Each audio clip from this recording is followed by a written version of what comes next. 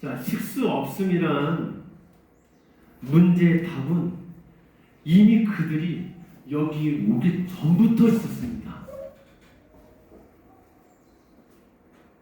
자, 답이 원래 있었어요. 그 자리에 그냥 뭐 하면 돼요?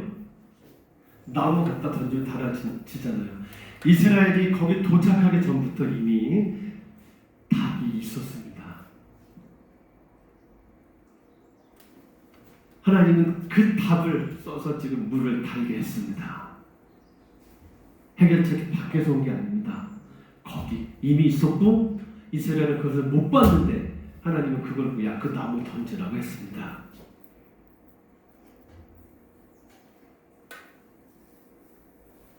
그래서 오늘 설교 제목이 이겁니다. 한번 읽겠습니다. 시작. 이미 있다, 안에 있다, 바로 옆에 있다. 이걸 기억하십시오. 자, 다시 저거 안 하면 뭐 하게 될까요? 저걸 믿지 못하면 뭐 하게 될까요? 원망은 여러분 다른 사람을 향한 겁니다. 다시요. 저걸 모르면 이거 하게 되고 이거 안 하면 저기 못 갑니다. 그런 뜻입니다. 자, 그러면 하나님은 왜 지금 이런 일을 행하시는 걸까요? 여러분 지금 이스라엘은 광야에 들어와 있습니다. 그래서 광야에 들어와 있어요. 그들은 길을 잘못 들어선 게 아닙니다. 성경 읽어보시면 그들은 자기 앞에 서 있는 하나님의 인도를 따라서 지금 어디 와 있다고요? 수르와 마라를 통과하는 중이에요. 자, 길을 잘못 들어서 물이 없는 게 아니고 정상적인 길인데 그들이 지금 광야에 들어와 있습니다. 하나님이 그들을 광야를 인도하신 이유는 이렇습니다. 자, 거기 앞에 13장 17절을 보겠습니다.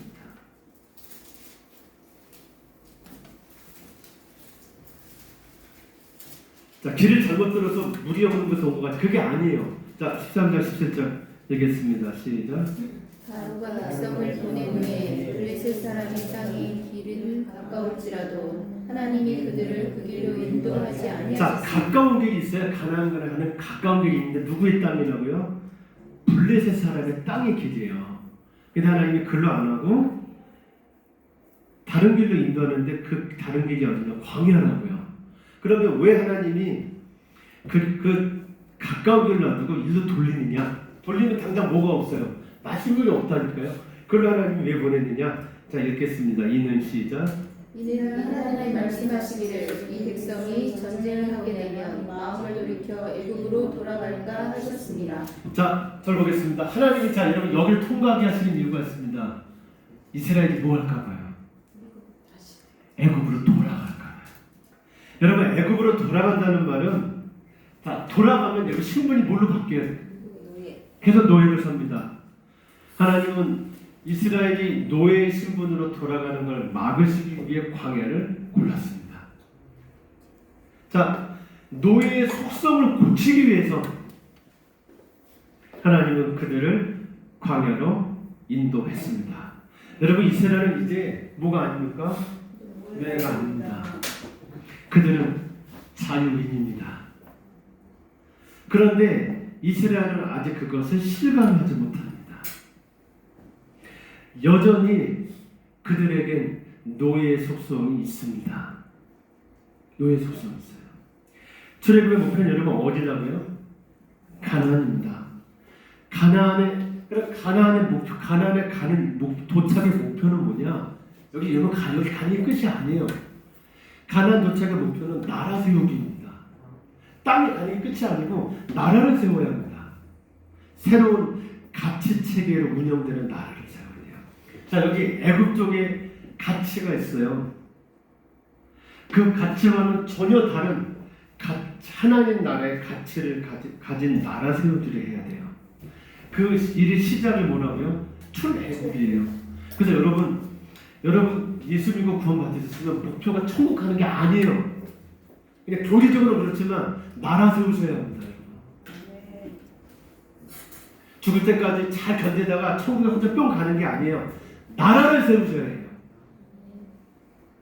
나라가 뭔데요? 이쪽 세계에 있을 때 예수 믿기 전에 있었던 가치 체계와는 다른 인생을 세우셔야 합니다.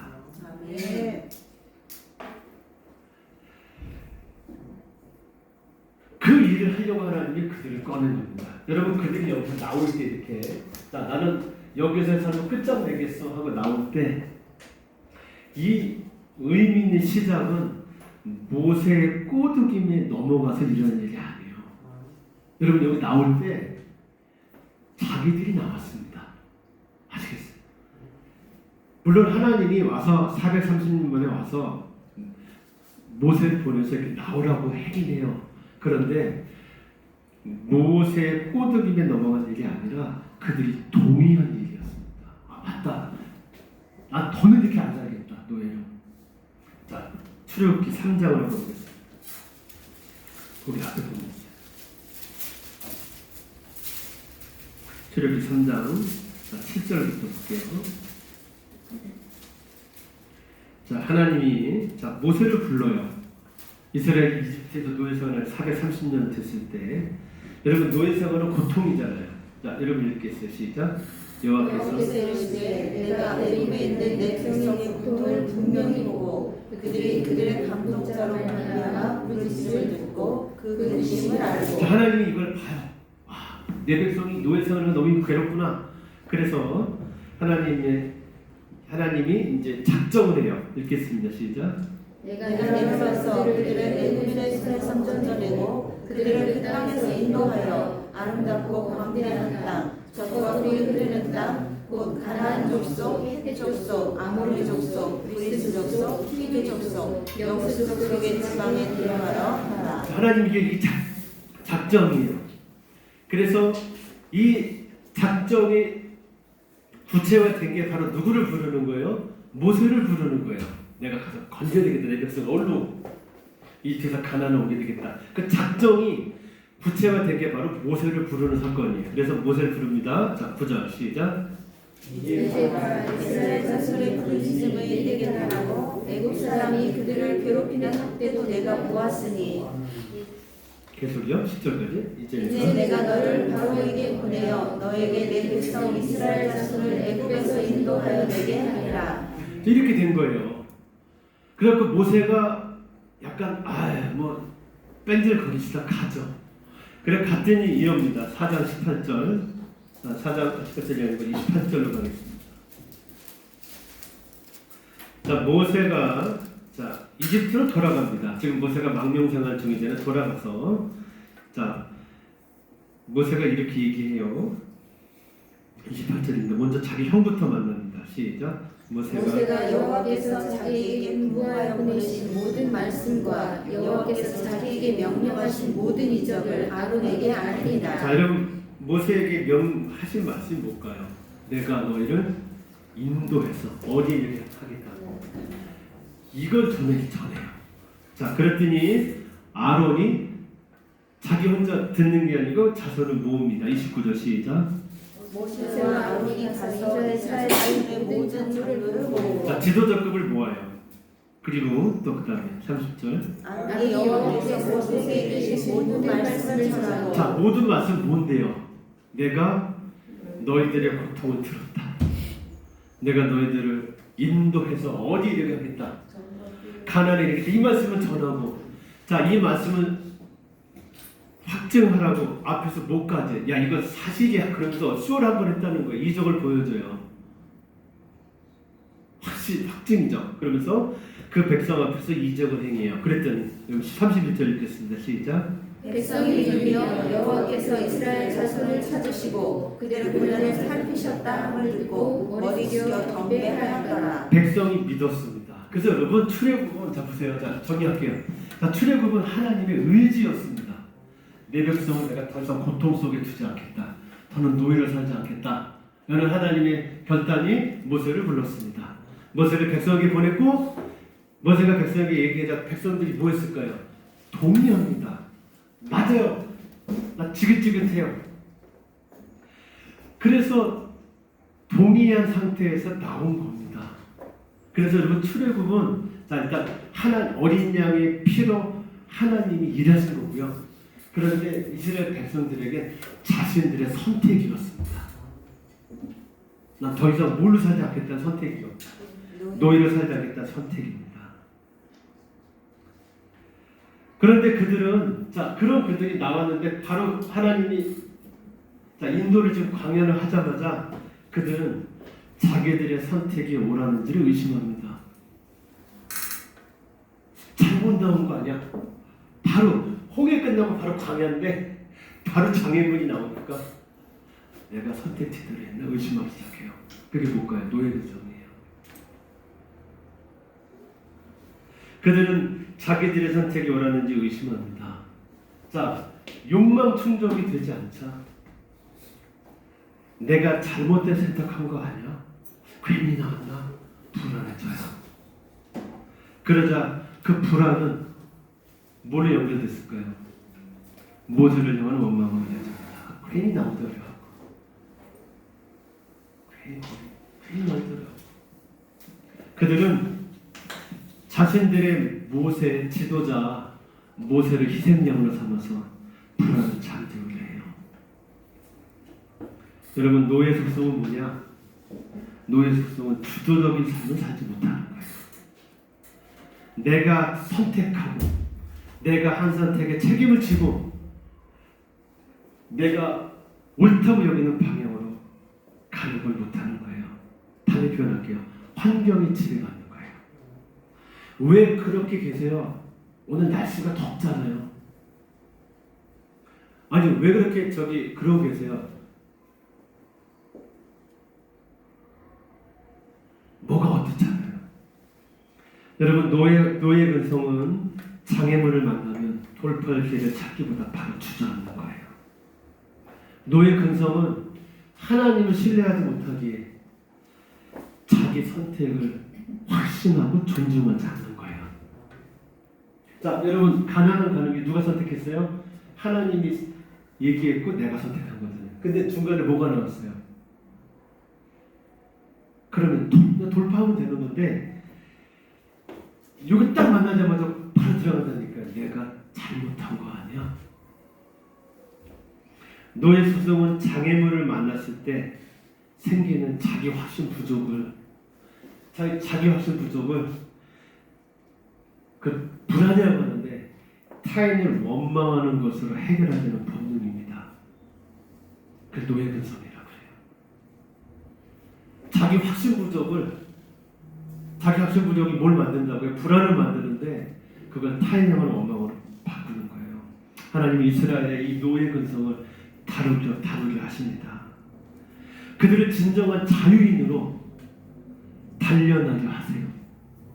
그 의도를 가지고 하나님은 그들을 얼른 광야를 인도하십니다. 테스트하는 거죠. 계속. 출애굽기 15장 22절부터 여러분 지금 오늘 여기부터 그들은 계속 광야를 통과합니다. 수르 광야, 그 다음에 마라도 광야죠. 계속 그들 광야 통과합니다. 자, 우리 한번 볼게요. 자, 출애굽기 15장 22절로 보세요. 여러분 마라잖아요. 지금 마라에 와 있는데, 자 16장 1절을 읽어볼게요. 자, 시작. 이스라엘 자손의 온 회중이 에림에서 떠나 에림과 시내산 사이에 있는 신 광야에 이르니. 자, 광야래. 여러분, 자 광야는 다른 말로 그때 절 보세요. 이제 광야는 다른 말로 위기 상황인데 다른 말로 이 결핍의 상황이에요. 그렇게 하시면 돼요. 광야는 결핍 상황, 욕망, 좌절이라는 뜻이에요. 결핍 상황을 만나요. 계속 그들은 광야 통과를 이렇게 해요. 그런데 여러분 여기 보시면 이스라엘이 광야에서 통과할 때마다 문제의 답은 이미 거기에 있었습니다. 이것도 기억하세요. 답은 항상 밖에서 오지 않았습니다. 광야에 있을 때 답은 항상 안에서 나왔습니다. 하나님은 그들이 거치는 광야 안에서 답을 내셨습니다. 그들이 광야로 들어오기 전부터 이미 거기에 답이 있었고 그 안에서 하나님은 광야를 돌파하는 일들을 해내셨습니다. 그들이 저 광야 들어가잖아요. 갔더니 거기서 무슨 결핍 상황을 만났을까요? 고기가 없는 거예요. 먹을 게 없는 거예요. 그러자 답이 이미 거기 있었습니다. 그 답이 뭘까요? 만나와 배추락입니다. 답이 항상 밖에 있지 않고 그 안에 이미 있었고 안에 있었고 바로 옆에 있었습니다. 하나님은 이스라엘이 이것을 알기를 바라셨습니다. 그게 뭔데요? 이미 답이 있고 네 안에 답이 있고 이미 답이 네 옆에 있다는 걸 알기를 바라셨습니다. 노예 근성을 버리고 노예 근성은 뭐라고요? 주도적이 되지 못하는 거예요. 욕망이 좌절되면 바로 다른 사람들과 원망을 시작하는 거예요. 하나님은 이스라엘이 이 자유인으로 성장하기를 바라셨습니다.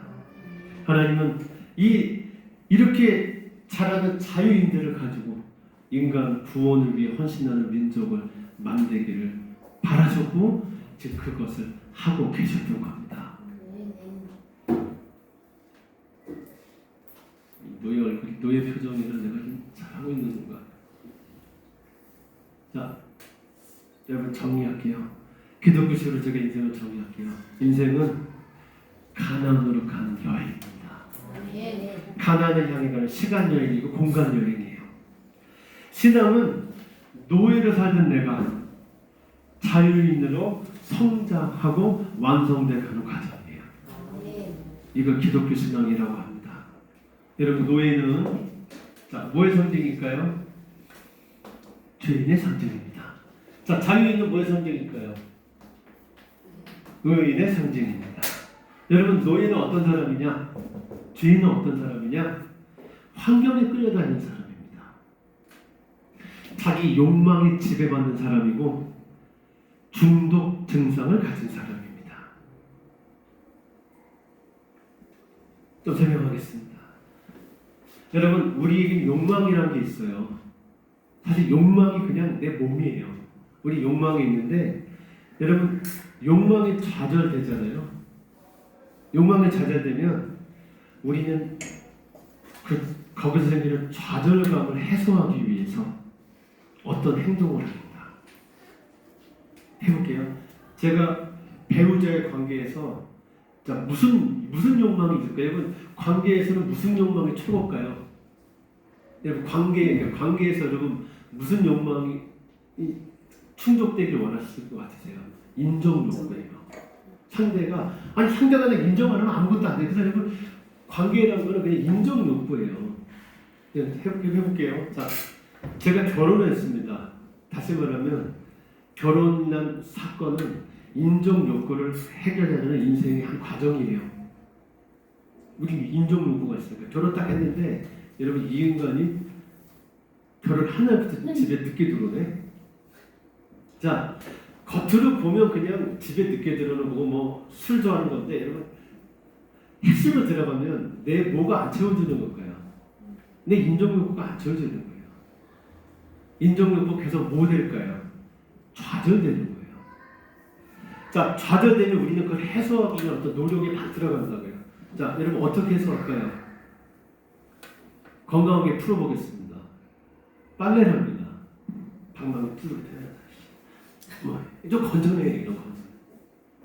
그 다음에 안 들어 영어를 공부해요. 컨트롤 이런 거. 근데 인정국가 채워지지 않으면 일단 이제 애들 잡고 니네 집 피가 그렇다는 거야. 네 아범이 어쩌고 한잔하게. 여러분 계속 욕망이 좌절되잖아요. 그럼 우리는 어떤 시도를 계속합니다. 그걸 해소하기 위해서. 그러니까 나중에는 이게 습관이 돼요. 그래서 나중에 내가 인정받지 못하는 상황이면 바로 그 습관을 해서 바로 뭐를 그 좌절감을 빨리 해소하려고 합니다. 여러분 이게 중독이에요. 그래서 여러분 감정도 중독이 되니까 빨리 좀 알아차리자는 거예요. 참 감정 의심해야 돼요.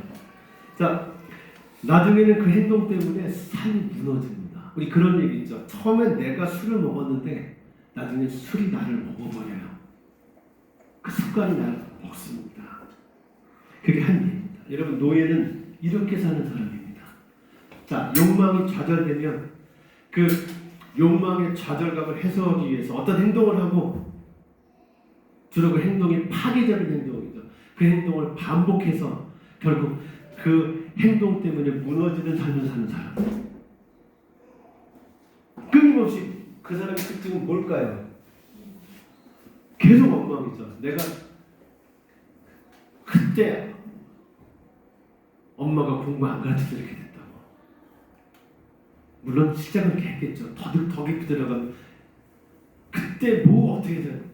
그 사람은 지금 끊임없는 엉망이에요. 이렇게 산 사람을 노예라고 합니다. 여러분, 자유인은 어떤 사람이냐? 구원을 받은 사람입니다. 이런 속성에서 의인의 상징입니다. 자유로운 사람은 어떤 사람? 자유인은 어떤 사람이냐? 환경을 주도하는 사람입니다. 욕망을 지혜롭게 채우는 사람입니다. 여러분, 욕망은 없앨 수가 없어요. 그렇게 하시면 돼요. 욕망은 없앨 수 없습니다. 자연 발생이에요. 통제도 불가능해요. 욕망은 잘 채워야 하는 거예요. 어떤 테두리 안에서.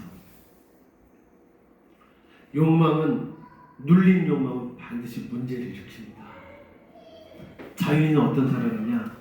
욕망을 지혜롭게 충족하는 사람입니다. 자유인은 지금 해야 할 일을 하는 사람입니다. 자유인은 자기 자신으로 존재하는 사람이고 자기의 모든 행동 속에, 말 속에, 태도 속에 거룩을 심는 사람입니다. 아멘. 기독교 신앙은 바로 이런 노예의 삶을 떠나서 자유인으로 완성되어 가는 과정이에요. 다시 말하면 신앙생활은 뭐냐? 욕망을 다스리는 인생을 가는 거예요. 다시 말하면 뭐가 없어진 인생 사는 거고, 원망이 그치는 삶을 사는 거고, 그런 거예요. 여러분, 이 여정은 반드시 광야를 통과하는 길이에요. 그래서 하나님 믿으시면 반드시 광야로 들어오게 돼 있어요. 자, 우리가 가나안으로 가는 여정에서는 끊임없이 무슨 사건이 일어나느냐? 무슨 사건이 일어날까요? 욕망의 좌절이라는 사건이 계속 일어나요. 결핍이 계속 생겨요. 여러분, 그래서 하나님 믿어도 결핍은 계속 생깁니다. 기억하세요. 하나님 믿어도 결핍이 계속 생겨요. 물이 있거나 물이 없거나 있어도 쓴물이 나오는 상황이 자주 일어나요. 자, 신앙생활은 뭐냐? 자유인답게 되어가는 이 여정에서 이 결핍을 해결해 가는 길이에요.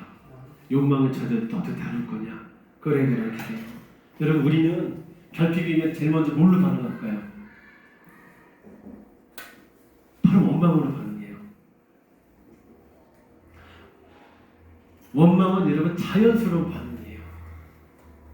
그러나 계속 원망으로 반응하면, 자, 이게 제가 분명히 나쁘다고 얘기하는 거 아니에요. 여러분, 원망은 나쁜 게 아니에요. 그냥 인간이 그래요. 그래서 앞으로 원망 들거든 죄책감을 갖지 말고, 나 인간인지 기억하세요. 원망은 나쁜 게 아니에요. 그냥 그런 거예요. 그런데 계속 원망에서 맴돌면 어디 못 가요? 가나안에 못 가요. 그래서 계속 원망을 가지면 죄인으로 머물 수밖에 없어요. 광야를 맴맴 돌아야 돼요. 가나안을 못 가고. 그래서 여러분, 원망이 계속 나오거든. 내가 너 때문에 슬퍼졌어. 너 때문에 지금 힘들어. 그런 마음이 계속 들거든. 빨리 알아차리세요. 빨리 알아차리세요. 원망이 계속 나요. 저 사람 누구? 빨리 알아차리세요. 내가 지금 어디 있다는 거를. 광야에 있다는 걸 기억하세요. 그리고 이제 다르게 반응해야 될 때라는 거를 빨리 깨달으세요. 어떻게 반응한다고요? 내가 다르게 반응해야 되겠구나. 다르게. 이거 알았으면 신앙생활 해도 천국에 못 갑니다. 물론 교리적 천국 얘기하는 게 마음의 천국에 이르지 못합니다. 죽을 때까지 참는 것밖에 못해요. 여러분, 다르게 반응하는 건 뭐냐? 뭐 하는 거예요? 하나님께 부르짖으세요. 믿음으로 반응하세요. 원망이 계속 나오거든. 자, 믿음으로 반응한다는 건 뭐냐? 자, 믿음으로 반응하는 게 뭐냐? 이 상황 안에 해결책이 있음을 아세요. 다시 제목 한번 읽어보겠습니다. 시작. 여러분, 쓴물은 거기에 원래 있던 나무를 던졌을 때 단물이 됐습니다. 하나님의 해결책은 이미 거기 있던 나무를 쓴물에 던지는 거였습니다. 하나님은 밖에서 나무를 구해다가 던지라고 하지 않았습니다. 전부터 거기 있던 나무를 쓰라고 했습니다. 여러분, 하나님께 부르짖으세요. 다르게 반응하세요. 믿음으로 반응하세요. 믿음 반응이 뭐라고요? 답이 내게 있음을 아세요. 자, 이 문제 해결의 키가 내 옆에서 나를 지금 나에게 내 욕망의 결핍을 갖고 온 그 사람, 나를 힘들게 한 사람에게 있는 게 아니라 내게 있음을 기억하세요. 다시 표현할게요. 그 사람이 나를 힘들게 하는 게 아니고 내가 나를 힘들게 한다는 것 좀 머리라도 알아. 빨리 지금 믿으세요. 속지 마세요. 사탄이. 답은 안에 있습니다. 밖이 아니라 안에 답이 있습니다. 이미 그 상황 가운데 답이 있습니다. 이거 기억하세요. 이거 기억한다는 게 뭔지 말씀드릴게요. 여러분, 상황이라고 하는 싸움 관계 안에서 생깁니다. 관계 안에서 일어나요. 답이 그래서 안에 있고 상황 안에 있다는 이야기는 이걸 여기에 적용해 보면 이 말은 자, 다시 보세요. 하나님께 부르짖어라, 믿음으로 반응해라, 달리게 반응해라 했잖아요. 이 말을 답이 안에 있다 이거를 적용하면 이 뜻이에요. 상대를 바꾸려 하지 마세요. 이게 믿음으로 반응한다는 말의 뜻이에요. 상대를 바꿔달라고 하나님께 기도도 하지 마세요.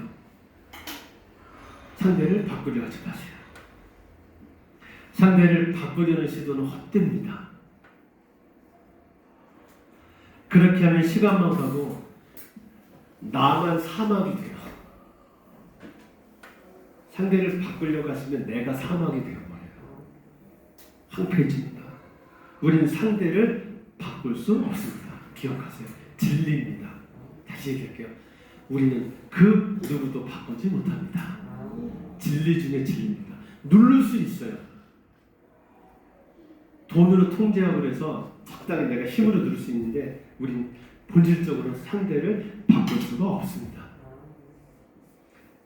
진리가 또 있어요. 상대도 바뀔 마음이 전혀 없습니다. 진리입니다. 이게 나는 상대 바꾸고요. 상대도 바뀔 마음이 없어요.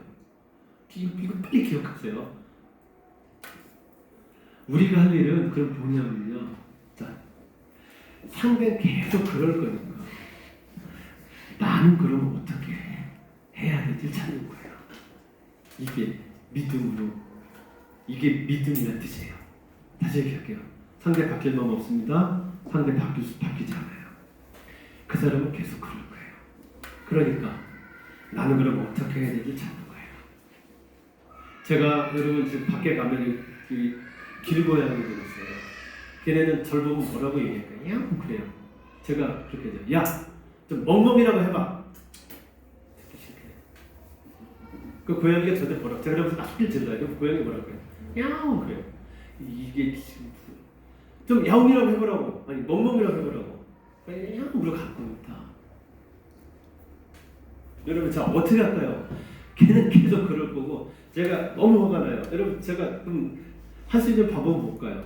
이놈 새끼가 돌 던져서 아마 머리통 맞추는 거. 그 다음에 저 새끼가 좀 야옹이라고 해봐. 아니 멍멍이라고 해봐. 야옹. 편의점 가서 참치다가 약 타서 자 먹어. 걔 죽이든가. 그밖에 없죠. 그밖에 없어요. 걔는 계속 뭐 할 거니까. 야옹할 거니까. 걔는 멍멍이라고 하고 싶은 마음이 없어요. 할아버지 때부터 계속 야옹을 해왔거든요. 여러분, 믿음은 상대는 계속 그럴 거니까 그럼 나는 어떻게 할 것인지를 찾는 일이에요.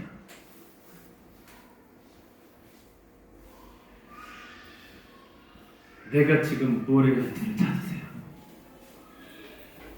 내가 지금 뭘 해야 되지? 내가 바뀔 때, 내가 다른 마음으로 행동할 때, 내가 다른 에너지로 바뀌어서 달라졌을 때 비로소 상대가 다른 모양으로 나와요. 자, 상대가 바뀌는 게 아니고 내가 달리 했더니 상대가 다른 모양으로 나와요.